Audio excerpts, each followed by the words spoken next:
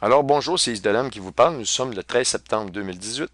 Je vous fais un petit préambule à une série que je vais intituler L'effondrement des marchés et la guerre d'Ésaïe 17.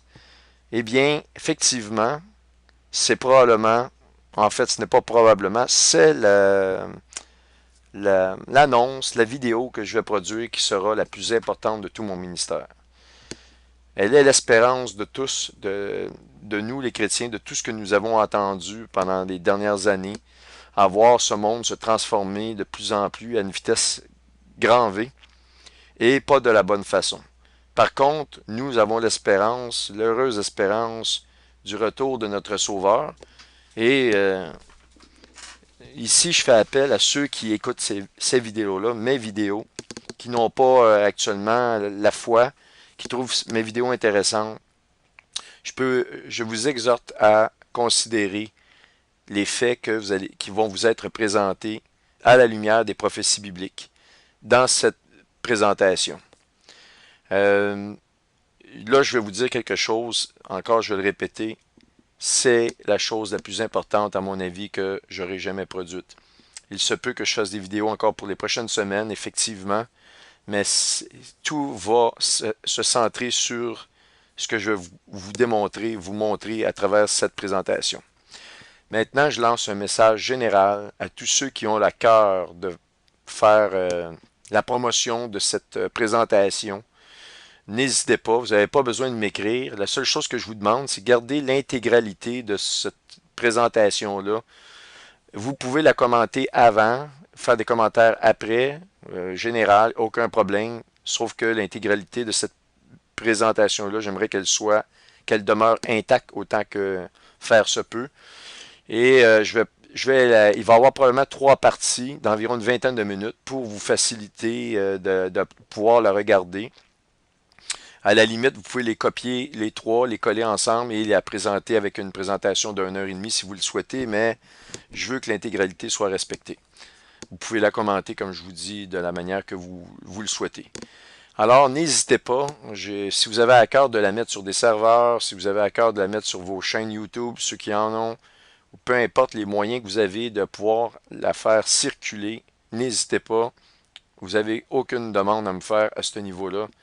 Je pense que c'est un message extrêmement urgent qui concerne, oui, les croyants, évidemment, parce que nous attendons l'enlèvement, et il y a des signes irréfutables, des signes absolument nécessaires, mais qui sont des signes comme... Vous avez l'image, par exemple, de quelqu'un qui fait un marathon, et il arrive au fil d'arrivée, eh bien, ces prophéties-là, lorsqu'elles vont se dérouler, nous sommes au fil d'arrivée. C'est-à-dire qu'après que ces choses-là se produisent, on est enlevé dans les minutes qui suivent, dans les secondes qui suivent, les jours, peut-être les semaines. Mais le Seigneur nous dit, nul ne connaît l'heure puis le jour.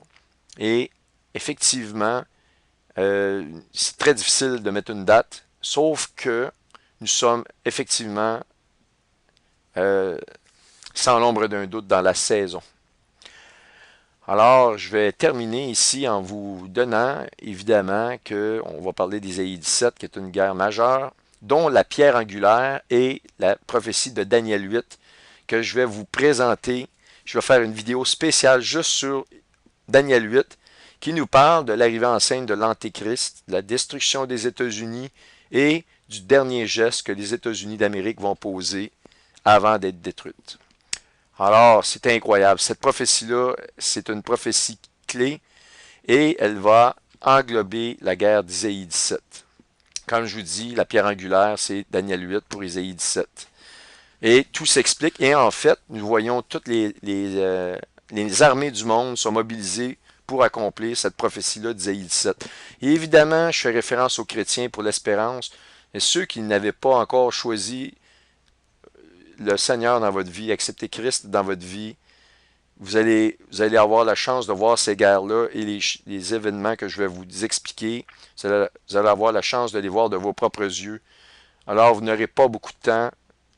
Il faut vous repentir. Il faut vraiment accepter que vous avez besoin de Christ dans votre vie. Et lui, il ne le fera pas par la force. Il vous le demande avec énormément de gentillesse. Il fait appel à votre cœur. Il frappe à votre porte avec douceur. mais vous avez sa parole et les prophéties qui se réalisent, qui viennent en témoignage de qu'il soit vraiment le Fils de Dieu, tel qu'il nous est écrit dans la Bible, qu'il est venu sur terre en chair, que la parole de Dieu, était avec Dieu. On le voit dans Jean chapitre 1, et que la parole s'est faite chair en la personne de Jésus-Christ. Il est venu parmi nous, il a été crucifié, il est revenu des morts, du monde des morts, puis il a vaincu la mort, et par son sacrifice, nous sommes justifiés devant Dieu. Il n'y a pas aucun autre médiateur que Christ pour, pour avoir une relation avec Dieu. Je vais vous juste faire une petite parenthèse pour terminer ce préambule-là ici, d'Ésaïe 17, ce qui est assez incroyable. Ceux qui ont vu ma conférence du 16 juin, j'explique vers la fin la raison pour laquelle je crois que la planète X ou Nibiru ou le grand dragon rouge va... Bon, j'explique la raison pour laquelle je pense qu'il va apparaître au mois d'octobre et novembre. Je donne exactement la raison pour laquelle je pense que ça va être le cas. Et je donne que la clé, il y a une clé dans le chapitre 12 de l'Apocalypse et il y en a une autre dans le chapitre 4 de l'Apocalypse. Lorsqu'on les additionne, ces deux clés-là, on trouve la période de l'année qui est octobre et novembre. Alors ici, pour ceux qui ont déjà lu Ésaïe 17, avez-vous remarqué qu'on nous parle évidemment que, bon, oracle sur Damas, Damas ne sera plus une ville, elle ne sera qu'un monceau de ruines. Et ça nous dit que en ce jour, la gloire de Jacob sera affaiblie. Pourquoi la gloire de Jacob va être affaiblie? Car c'est le début pour eux des douleurs, c'est-à-dire des troubles de Jacob, c'est-à-dire la période de 7 années de tribulation. Mais je vais vous démontrer plus tard, à la lumière de la parole de Dieu, parce que depuis longtemps, je vous dis qu'Ésaïe 17, je ne suis pas sûr qu'on va la voir, mais je croyais qu'on la verrait et que ça serait la précurseur pour un accord de paix. Maintenant, de nouvelles informations m'amènent à vous, comme vous allez voir là, dans la présentation qui va suivre, m'amènent à vous donner des éléments encore plus précis sur l'ordre que les choses vont se produire. OK? Alors, ça, c'est des éléments qu'on n'avait pas. Et c'est des éléments incroyables qui nous sont parvenus et qu'on vous fait part. Et ce sont des choses, assurez-vous de la véracité de ces éléments-là qu'on va vous apporter. Maintenant, Ésaïe 17 ici, est-ce qu'on va la voir? Est-ce qu'on va pas la voir? Je peux vous répondre tout de suite. Je vais vous expliquer pourquoi à la fin de toute la présentation en commentant la prophétie de Daniel 8. OK? La réponse est oui, nous allons la voir. Mais lorsque vous allez voir cette guerre-là, je peux vous dire une chose, on peut partir dans les minutes qui suivent, les jours qui suivent, les semaines, mais nous sommes dans la saison. Il n'y a plus rien qui va nous retenir parce que l'Antéchrist va se manifester dans les jours qui vont suivre, les semaines, pour confirmer un accord de paix. Je parle bien dans les prochaines semaines, prochains mois. Là. Et lorsque l'Antéchrist confirme l'accord de paix, nous ne pouvons plus être là. Parce que c'est vraiment sa lancée si vous voulez, sur la scène politique. Il prend sa force sur la scène politique à partir de ce moment-là, lorsqu'il va faire cette annonce-là. Et donc, nous ne sommes plus là parce qu'il est écrit dans le livre de Thessaloniciens, il faut encore que celui qui le retient ait disparu avant sa manifestation. Et celui qui doit disparaître, c'est le ministère de la retenue du mal, donc le ministère de l'Esprit Saint de la retenue du mal. Et nous sommes le corps ou le temple de l'Esprit Saint. Donc, il faut que nous soyons enlevés au préalable. OK? Mais quelque chose que je vais vous montrer dans Ésaïe 17 qui est incroyable, eh bien, ça nous donne que ces événements-là, vous pourrez le lire, Ésaïe 17, je veux quand même abréger, mais ça nous parle que ça va se faire ça nous donne des indices sur le moment de l'année que ça va se produire. On le voit ici.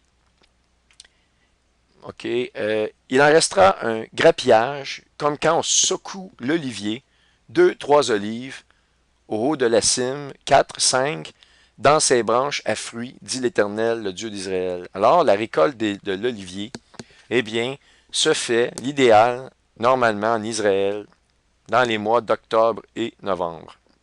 Alors, vous allez voir que la série d'événements, on attend un événement majeur le 25 septembre, et c'est après qu'on s'attend à voir dans les jours qui suivent, une guerre majeure au Moyen-Orient.